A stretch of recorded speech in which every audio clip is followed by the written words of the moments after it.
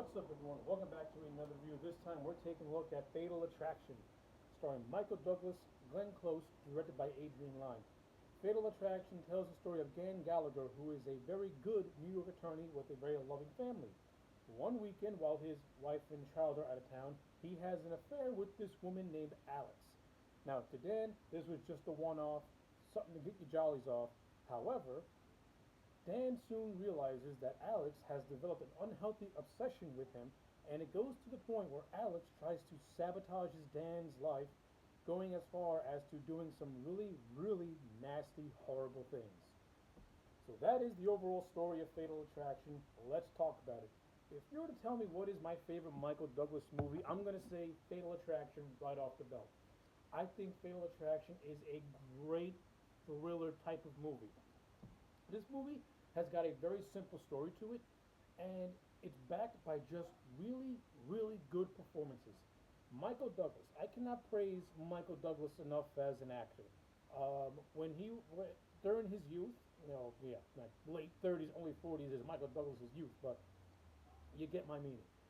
During his time when he was much younger than what he is now, the man could command the screen, and the man was really good at playing these down to earth characters who are damaged and and who you almost don't want to feel any sympathy for, but you end up do feeling sympathy for them because Michael Douglas is really good at conveying vulnerability when he's on screen. And the character of Dan Gallagher, to me, he's no different. Like when we first meet Dan Gallagher, we can tell that the man he comes from a loving family. He truly deeply cares about his wife. He cares about his child. He has a very good job. He has a very good life for himself. But one weekend, he meets this woman who instantly hits his attraction, and one thing leads to another. They end up sleeping together. Now, like I said, to Dan, this was just a one night, this was just a one off. But as the film progresses, we find out that the character of Alex, she's mentally unstable to the point where she develops this obsession with this man. And like I said, I thought Michael Douglas is fantastic in this movie all throughout. Not only that, Glenn Close, who plays Alex, she was also fantastic in this movie. Like Glenn Close did the perfect job at making Alex appear very very likable, and then once that switch flips, she made Alex the most despicable, just skin crawling human being in this ever. And I thought Glenn Close put on a fantastic performance as Alex. Her and Michael Douglas have amazing on-screen chemistry together. Like when their budding affair is happening, they have the chemistry is very very instant and it works and it's very charming and likable.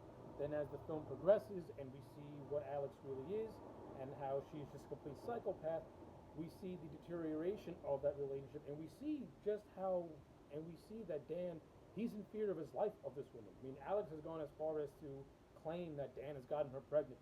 I mean, Alex also takes great lengths to even calling Dan's home when his wife is there.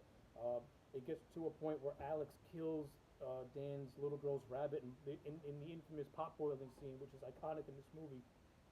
And and then of course the kidnapping of a little girl. Like Alex does some really heinous things in this movie to get under Dan's skin, and and and this is what leads to Dan to just try and do whatever he can to try and get the upper hand, but he can't do it. And I just like how the story just unravels from how it unfolds from that because it works for me. It's done really, really, really well.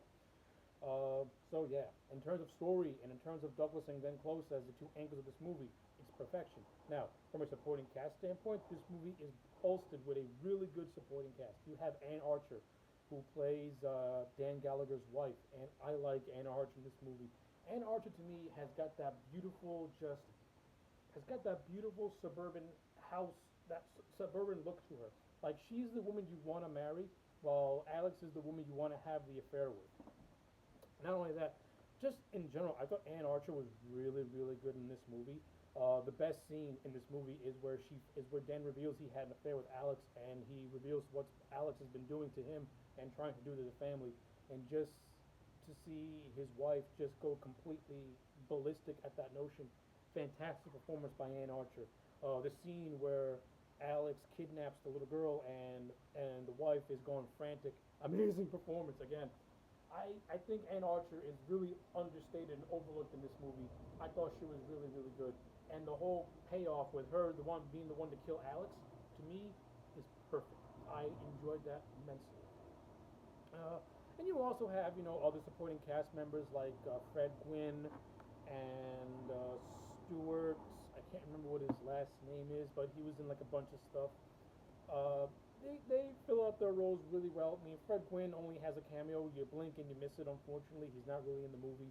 But the guy who played Dan's best friend, he's in a handful of scenes. And I like the scenes with him and Michael Douglas.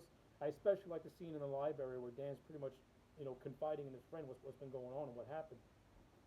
So I like all that stuff. I think the supporting cast in this movie is well handled, and they're good for the most part. Adrian Lyne as a director, I think this movie has a beautiful, grounded, gritty look to it. It's got a very sleek and polished, sexy look, to be honest with you.